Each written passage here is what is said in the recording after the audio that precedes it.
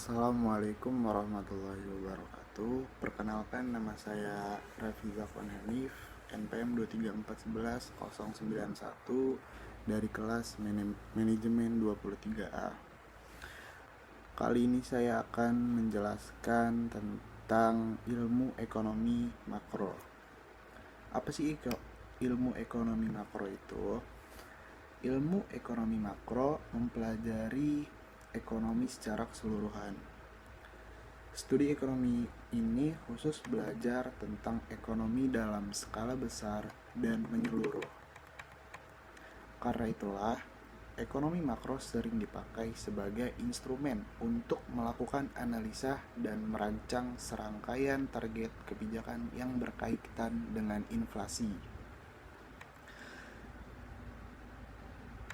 Studi ekonomi ini juga dapat digunakan untuk melakukan analisa terhadap produsen secara menyeluruh.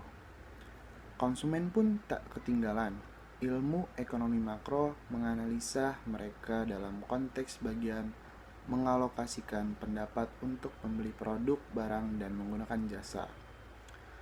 Untuk mempelajari ekonomi makro, Grametz dapat memulainya melalui buku ekonomi makro, sesuatu pengantar oleh Kahri Nisar yang menjelaskan dasar-dasar penting dari ilmu tersebut.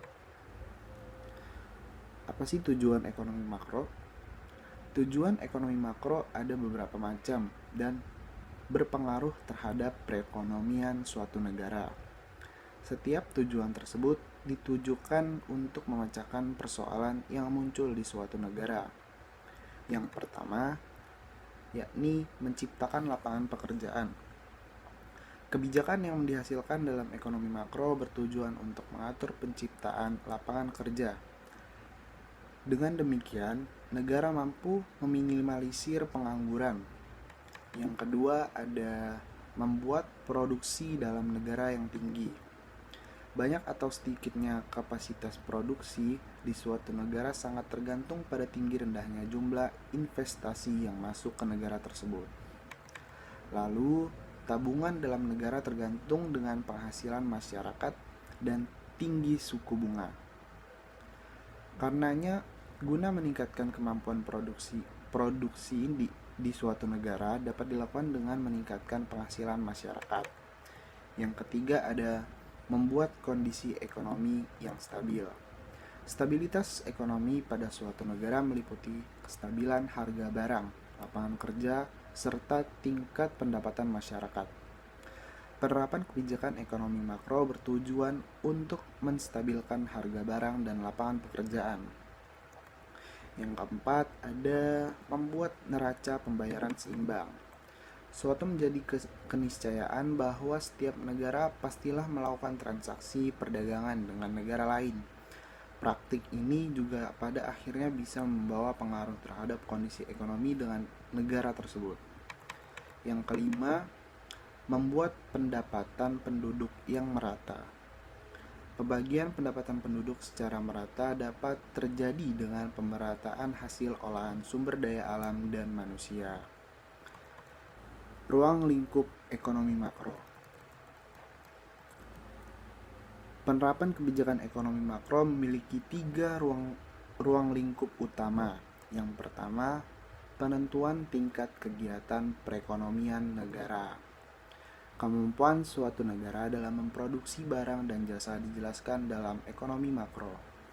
Dengan demikian, ruang lingkup ini pun memiliki sejumlah pos pengeluaran, yaitu pengeluaran perusahaan, pengeluaran pemerintah, ekspor dan impor, pengeluaran rumah tangga untuk konsumsi,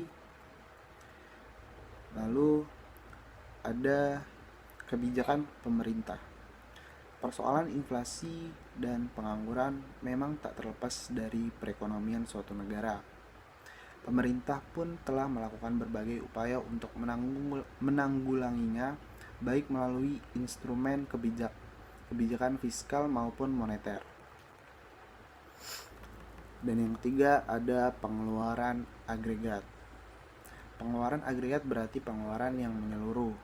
Jika pengeluaran ini tidak dapat mencapai tingkat ideal Akibatnya adalah terjadinya masalah pada perekonomian.